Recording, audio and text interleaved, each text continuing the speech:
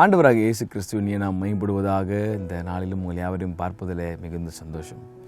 இந்த டிசம்பர் மாதத்தில் ஆண்டவராகிய இயேசு கிறிஸ்து நம்முடைய வாழ்க்கையில் அவர் ஒரு காரியத்தை அதிகமாக எதிர்பார்க்குறாரு.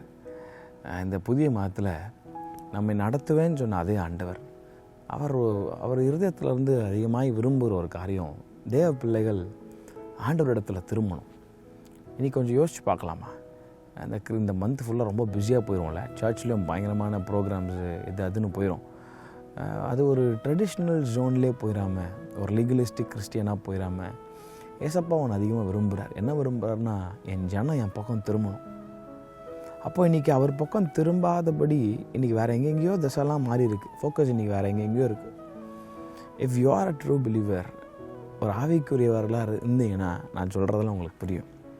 நான் நார்மலான கிறிஸ்டியனை பற்றி நான் பேசலை. கிறிஸ்டியனாக இருக்கலாம், சர்ச்சுக்கு போகலாம். இன்றைக்கி ஒருத்தரை மீட் பண்ணேன். பெங்களூர்லேருந்து ஒரு family, very loving family, they came all the way to Chennai. அவங்க சொன்னாங்க, பிரதர், இன்றைக்கி இருக்கிற ஒரு சர்ச் எல்லாமே ஒரு மாதிரி ஒரு ஜோனில் இருக்குது. ஜஸ்ட்டு சர்ச்சுக்கு போய் உட்காந்துருக்காங்க தவிர they don't have a personal relationship with Jesus Christ. இது 100% ட்ரூ.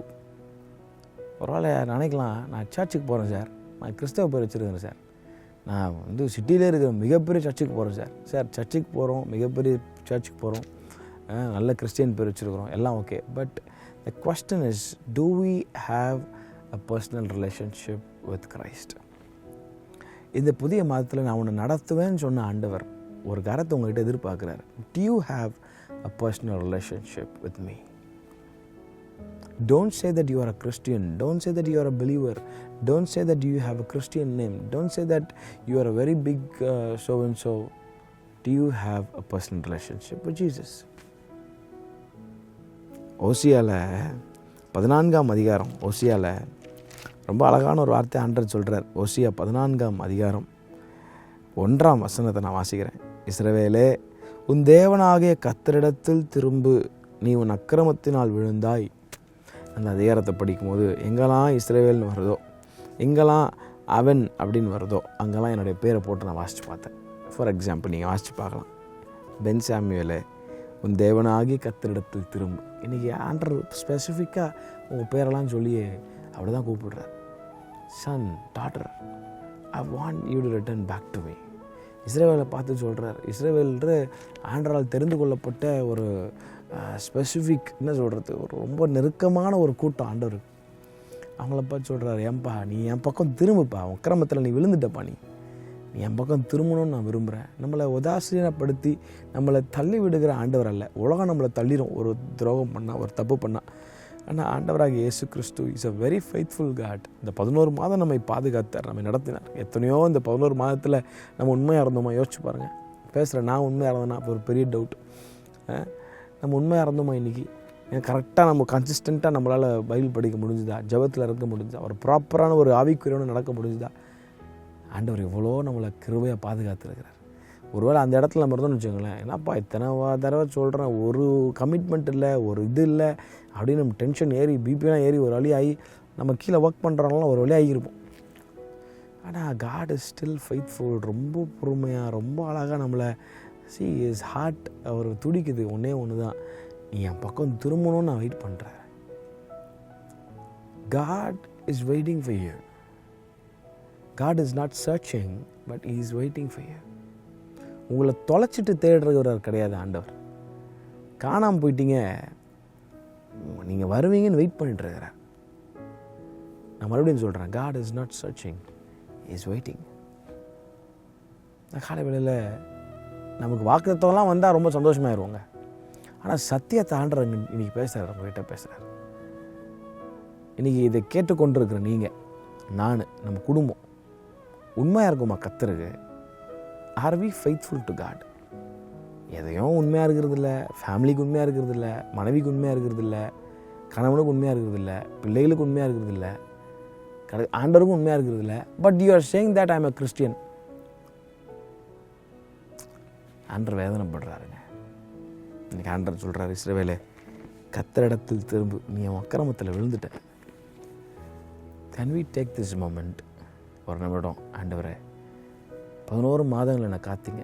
அந்த நன்றின்னு ஒன்று இருந்துச்சுன்னா, மனசாட்சின்னு ஒன்று இருந்துச்சுன்னா, ஆண்டவர் தம்முடைய வார்த்தையின் மூலமாக உங்களோட பேசுகிறார். ஆவியானவர் சொல்லுகிறதை காதுள்ளவன் கேட்க கடவன். சார் இவ்வளோ நாள் நீங்கள் சீரியஸாக இல்லாமல் இருந்திருக்கலாம் sir, but I request you to be serious. Maybe you are driving, you are having some வேறு எங்கேயும் நீங்கள் உட்காந்துட்டுருக்கலாம். But if you are listening to this sermon, it is a direct reminder message from God. The Holy Spirit is telling you that I am waiting for you to come back. ஆண்டவர்கிட்ட இன்றைக்கி சொல்லுங்கள், ஆண்டவரே நான் மறுபடியும் வரேன். ஆனால் எப்படி வரணும்னு ஆண்டவர் விரும்புகிறாருன்னா, அந்த இளையகுமாரன் ஒரு நாள் தூரமாக ஓடணும். அவங்க அப்பா ஒரு நாள் வெயிட் பண்ணிட்டு இருந்தார், திரும்பி வருவான். பட் இந்த இளையகுமாரன் ரொம்ப அழகான ஒரு காரத்தோடு திரும்பி வரான். He had a very clear mind. He came back with a repentant heart. He came back with a repentant life. சும்மா வர்றதில்லை, உண்மையான மனம் திரும்புதலோடு வாழ்கிறார் ஆண்டவர். இந்த டிசம்பர் மாதத்தில் சும்மா கிறிஸ்மஸ்ஸு, சும்மா நியூ இயர் அப்படியே ஜாலியாக புது ட்ரெஸ்ஸு பலகாரம் அது அப்படியே பிஸியாக போயிடாமல் ஆண்டவர் உனக்கு விரும்புகிறார். மறுபடியும் நீ வரணும். ஆனால் இந்த இளையகுமாரன் திரும்பி வந்தது போல் நீ வரணுன்றார். இளையகுமாரன் அப்படியே வரல, அவங்க அப்பா ஏற்றுக்கிறதுக்கு தெளிந்த புத்தியோடு வந்தான். பாவத்தை உணர்ந்து ரெக்கக்னைஸ் பண்ணி அறிக்கை செய்து அந்த இருதயத்தோடு வந்தான். அதனால தான் அப்பா ஏற்றுக்கொண்டார். இன்றைக்கி நிறைய துருபதேசம், நீ எப்படி வேணாலும் வரலாம், அப்பா ஏற்றுப்பார். கிடையாதுங்க, கிடையாது.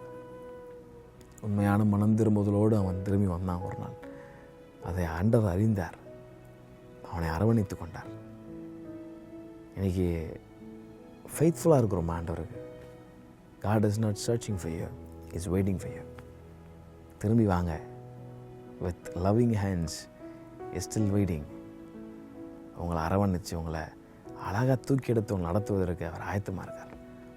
ஒன்று தான் நீங்கள் செய்யணும். ஆண்டவரே நீங்கள் யாருன்றதை நான் உணர்கிறேன், நான் யாருன்றதை உணர்கிறேன், எனக்கு உதவி செய்யுங்க ஆவியானவரே.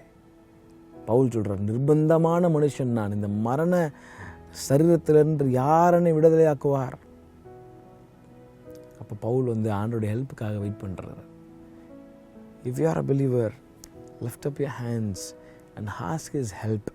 வாயை திறந்து, வாய்க்குள்ளே முணுமுணுத்துன்னு இருக்கலாம், நல்லா வாயை திறந்து நல்லா ஜெபம் பண்ணி உங்கள் வேர்ட்ஸ் மூலமாக ஆண்டவரே அப்படின்னு சொல்லி இந்த பாவங்களை ரெக்கக்னைஸ் பண்ணி அறிக்கை செய்து மனம் திரும்பும் பொழுது ஆண்டவர் நீங்கள் திரும்பி வரும்போது உங்களை ரொம்ப அழகாக உங்களை you will have that joy. அதுதாங்க உண்மையான ஜாய். அதுதான் இந்த டிசம்பரில் சும்மா joy, season of joy, peace. உண்மையான ஜாய் இருதயத்தில் இருக்கணும், வெளியே வந்து ஒன்றும் ஒரு பிரோஜனம் கிடையாது. இப்போ உண்மையான சமாதான சந்தோஷத்தை தருகிறவர் இயேசு கிறிஸ்து. அவர் என்ன விரும்புகிறாருன்னா, நீங்கள் திரும்பி வரணும். இஸ்ரவேலே நீ கர்த்தரிடத்தில் திரும்பு என்றார். திரும்பி வாங்க, உங்களை கர்த்தர் ரொம்ப அழகாக பயன்படுத்தி ஆஸ்வதிப்பார். கர்த்தர் தாமங்களை அவர் ஆஸ்வதிப்பாராக. ஆமென்.